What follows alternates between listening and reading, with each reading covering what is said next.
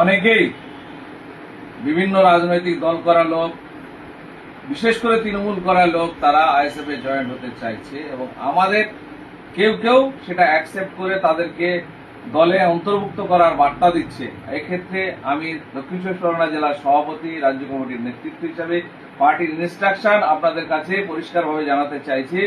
আমাদের দলে যদি কেউ যুক্ত হতে চায় বিরোধী দলের, তাকে প্রথমে লিখিতভাবে জানাতে হবে।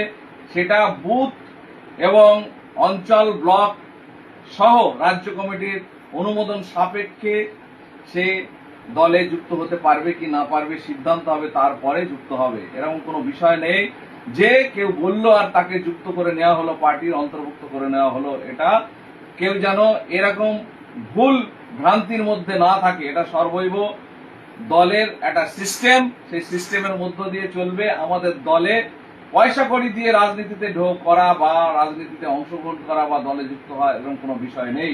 আদর্শের ভিত্তিতে দলে যদি কেউ যুক্ত হতে চায়, আন্তরিকভাবে তার সেই মানসিকতার প্রকাশ করতে হবে, তবেই দলে চান্স পাবে।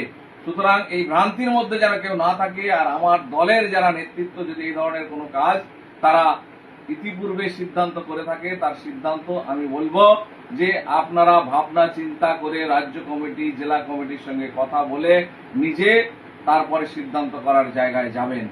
এটা এরকম নয় যে আমরা দলটা একদিনের জন্য খুলেছি, দুদিন পরে বন্ধ হয়ে যাবে। আমরা দীর্ঘ লড়াই সংগ্রামের মধ্য দিয়ে দল এগিয়ে নিয়ে যাচ্ছি। আগামী দিনে মানুষের জন্য, সমাজ পরিবর্তনের লড়াইয়ের জন্য আমরা নেমেছি। সুতরাং এইটা যেন মাথায় থাকে যে দল একটা নির্দিষ্ট নীতির ভিত্তিতে চলছে, আগামী দিনে চলবে।